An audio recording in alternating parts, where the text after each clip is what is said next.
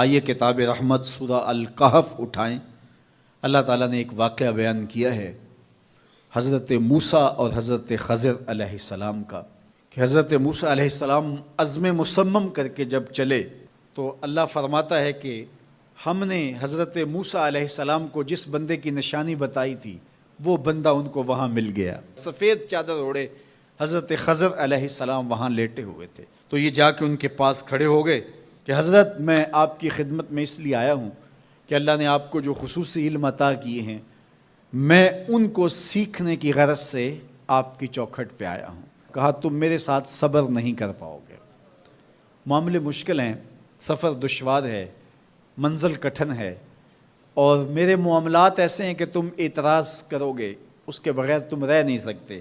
حضرت موسیٰ علیہ السلام نے کہا اگر اللہ نے چاہا تو آپ دیکھیں گے میں صبر کروں گا اور آپ کے کسی حکم کی کسی کام کی میں نافرمانی نہیں کروں گا، کسی کام کا انکار نہیں کروں گا۔ کہا کہ اچھا شرط یہ ہے کہ جو میں کروں اس پر تم اعتراض نہیں کرو گے، سوال نہیں کرو گے، یہاں تک کہ میں خود ہی نہ بتاؤں۔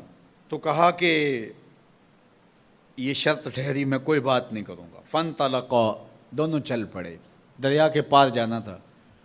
جو کشتی کا مالک تھا، کشتی بان تھا، وہ حضرت خضر علیہ السلام کو جانتا تھا تو اس نے کرایہ بھی نہیں لیا، لیکن جب کشتی پر سوار ہوئے تو عصا مار کے حضرت خضر علیہ السلام نے کشتی کا ایک پھٹا توڑ دیا۔ تو بے ساختہ حضرت موسیٰ علیہ السلام نے کہا آپ نے پھٹا توڑ دیا، یہ سارے ڈوب جائے؟ کہا میں نے کہا تھا نا تم میرے کاموں پہ صبر نہیں کر پاؤ گے۔ تو حضرت موسیٰ کو یاد آیا، کہا میں بھول گیا تھا، اس پر مواخذہ نہ کیجیے۔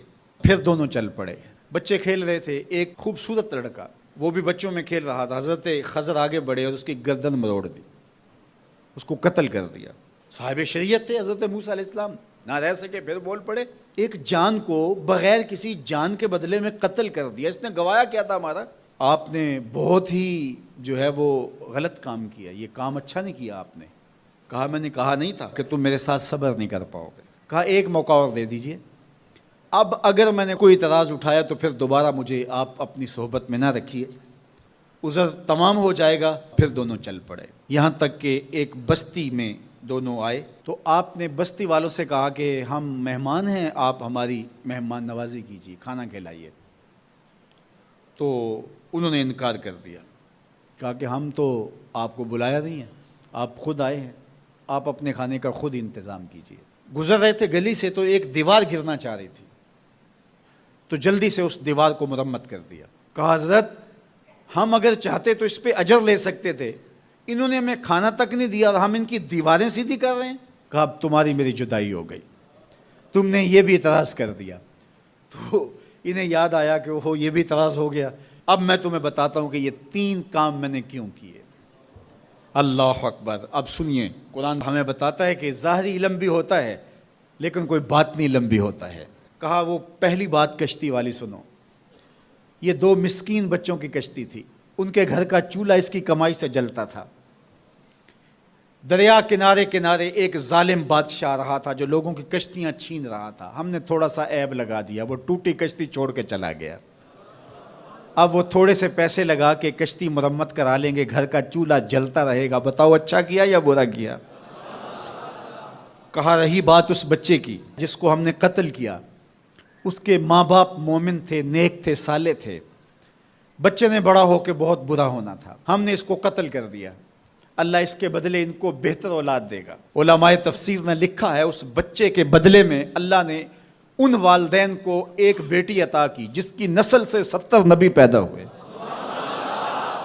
دیوار کی کہانی بھی سن لیجئے، یہ شہر کے 2 یتیم بچوں کی دیوار تھی اور اس کے نیچے ان کا خزانہ تھا اور ان کا باپ بڑا نیک تھا۔ خزانہ دیوار کے نیچے ہے، دیوار گرنا چاہ رہی ہے، کسی معمولی دھکے سے گر جاتی۔ 2 ہی صورتیں تھیں، یا وہ بچے خود اپنا خزانہ اٹھا لیتے یا لوگ اٹھا کے لے جاتے۔ لوگ اٹھا کے لے جاتے پھر بھی ہاتھ میں کچھ نہ آیا، اور اگر وہ خود اٹھا لیتے تو بچے ہیں، بچپنے کی وجہ سے وہ اس کو اڑا دیتے۔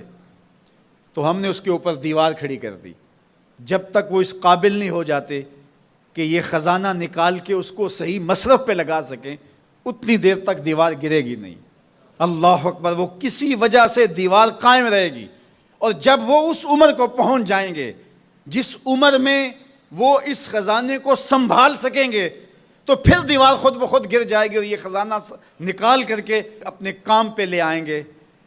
میں جب پہلی مرتبہ اس کو جو ہے وہ غور کے ساتھ تلاوت کیا تو مجھے یہ لگا کہ اس کا انطباق پاکستان کے حالات پہ بھی ہو سکتا ہے، اس لیے کہ یہ بھی یتیموں کا سرمایہ ہے۔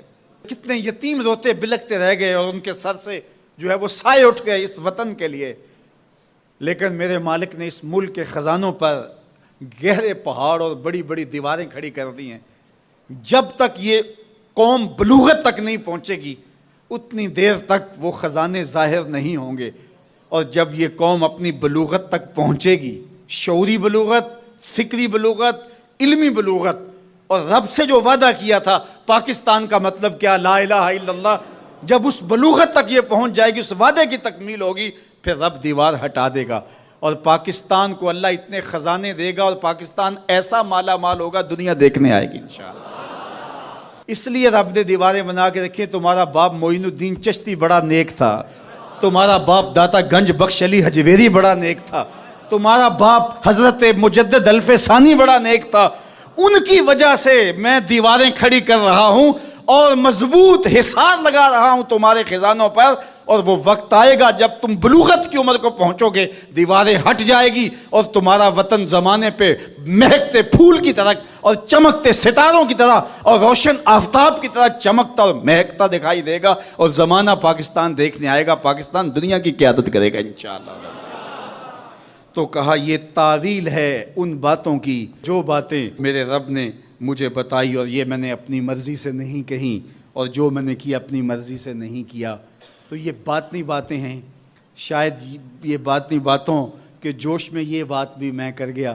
وہ کیا کسی نے کہا تھا کہ بھری محفل میں ایک راز کی بات کہہ دی، بڑا بے ادب ہوں سزا چاہتا ہوں۔